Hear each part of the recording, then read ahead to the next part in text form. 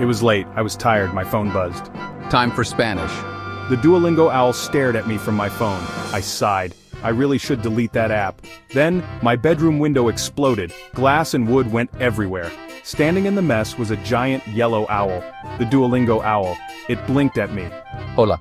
I just stared back. My mouth was probably open. This wasn't how I planned my night. This couldn't be real. It had to be a weird dream, right?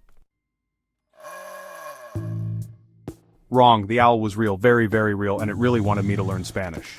Practice your Spanish. It yelled, flapping its huge wings. Papers flew all over my room. Look, I said, I get it. You're excited, but there's a giant owl in my room right now. The owl tilted its head and stared. No comprendo, but everyone understands learn or else. Or else what? I asked, sounding a little squeaky. The owl just grinned. It was a scary grin. You'll find out. It made a creepy chirping sound. I felt sick. This was bad, really, really bad. Living with a giant owl was crazy. I had no privacy. Imagine trying to go about your daily routine with a pair of enormous, unblinking eyes always watching you. It was like living in a bizarre reality show where the star was an overzealous owl. The owl, which I called Duo, was always there. Taking a shower? Forget about it. Duo would perch on the shower head, staring down at me with those intense eyes, making me feel like I was under constant surveillance. Duo sat on the shower head yelling Spanish verbs at me. Trying to sleep? That was another challenge altogether. Duo had a knack for interrupting my dreams with loud, enthusiastic recitations of Spanish grammar rules.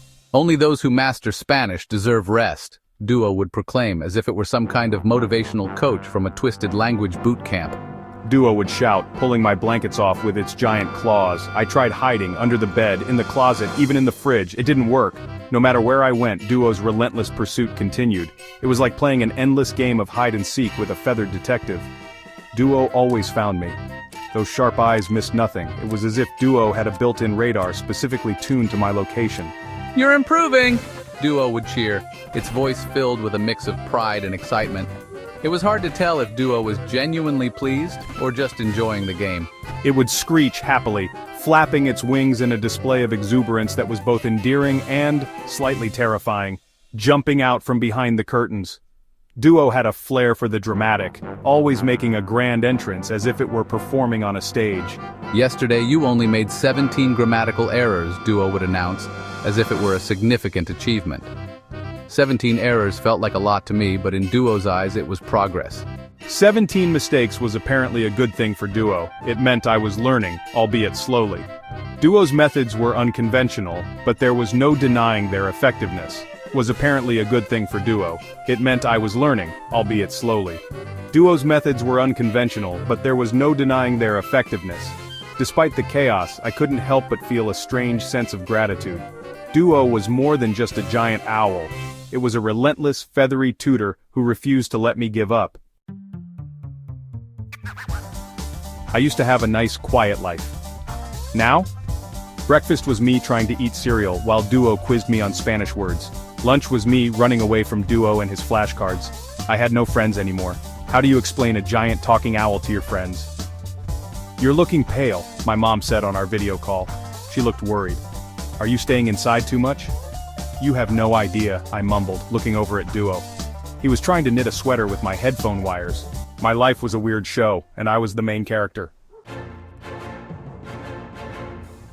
The worst part wasn't the Spanish lessons or the lack of privacy. It was the paranoia. Duo's eyes seemed to be everywhere. I started seeing owls everywhere. On billboards, in clouds, on the pizza guy's shirt. Was I going crazy? Relax. A voice chirped behind me at the grocery store. It's just me. I spun around. Duo was sitting on a stack of canned peaches. What are you doing here? I whispered angrily. Just making sure you're studying. It winked at me. I was trapped with a giant owl that loved Spanish and could teleport. I needed to escape. The pressure was mounting and I felt like I was being watched constantly. Every corner I turned, every path I took, it was as if eyes were following me. The feeling was suffocating and I knew I had to find a way out.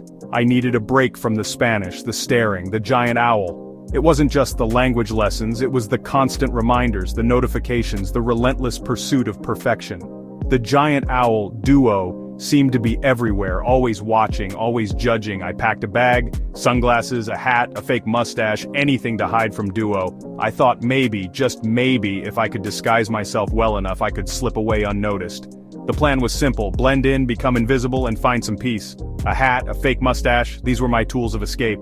I felt a bit ridiculous, but desperate times called for desperate measures. I couldn't let Duo find me. Not this time. Anything to hide from Duo. I knew it was a long shot, but I had to try. The thought of another day under that watchful gaze was unbearable. I needed to reclaim my freedom, my sanity. I'd drive to the beach, find a quiet spot, maybe learn to surf. The idea of the open water, the sound of the waves, and the feeling of the sand between my toes was the perfect antidote to the stress I was feeling. It was a chance to start fresh, to find myself again, anything to get my old life back. I longed for the days when I could relax without feeling the weight of expectations. The beach represented freedom, a place where I could be myself without the constant pressure to perform. I tiptoed past Duo's spot on the bookshelf, my heart was pounding and I could feel the adrenaline coursing through my veins. I had to be quiet, stealthy, one wrong move and it would all be over. Maybe I could actually do this. The thought gave me hope. For the first time in a long while I felt a glimmer of optimism. Perhaps this plan would work, and I could finally break free from Duo's grasp. Where are you going? A dónde vas? The question caught me off guard. I wasn't expecting anyone to notice, let alone ask. My mind raced as I tried to come up with a plausible answer. I froze. Slowly, I turned around. My heart was in my throat and I could feel the sweat forming on my brow. This was it, the moment of truth. Would I be able to talk my way out of this? Duo was still on the bookshelf, but it was giving me a serious look.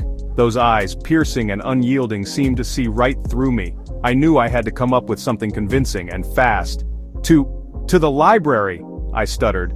It was the first thing that came to mind. I hoped it would be enough to satisfy the question and allow me to continue with my plan. The library doesn't have waves. The response was unexpected and it threw me off balance. I hadn't anticipated such a detailed follow-up, but it does have lots of foreign language books. The implication was clear. There was no escaping the lessons, no matter where I went. Duo's influence was everywhere, and I realized that my journey to freedom was far from over. My escape plan failed. Giant owls are good at finding people. Who knew? I went back to my routine. Spanish lessons, grammar drills, vocabulary quizzes. Duo was always there. But, okay, my Spanish was getting better. One night, after a really hard lesson, I lost it. "Why me?" I cried. "Why are you doing this to me?" Duo tilted its head. Why? Because you clicked agree to the terms and conditions. "The terms and conditions?" I said. Everyone reads the fine print, don't they? Duo chirped, spreading its wings. Days turned into weeks, weeks into months.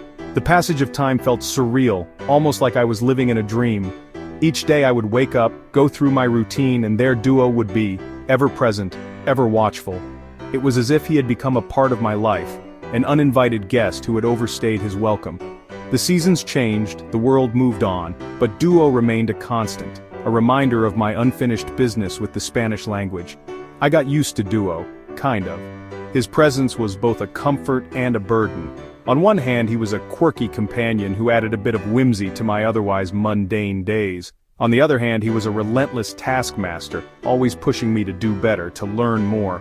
It was a strange relationship, one that I couldn't quite define. Was he a friend, a foe, or something in between? I even started thinking in Spanish sometimes. It was as if the language had seeped into my subconscious, coloring my thoughts and dreams. I would catch myself muttering phrases in Spanish, sometimes without even realizing it. It was a testament to Duo's persistence, his unwavering dedication to my linguistic education. But despite this progress, a part of me still yearned for freedom, for a life unencumbered by the constant pressure to learn. But I still wanted to be free. The idea of being tied to this digital owl, of having my life dictated by an app, was suffocating. I longed for the days when my time was my own, when I could choose how to spend my hours without feeling the weight of Duo's expectations. It was a bittersweet realization, knowing that my progress came at the cost of my autonomy. I missed the days when the only owl in my life was a cute cartoon. Those were simpler times, when learning a language was a fun pastime, not a relentless pursuit.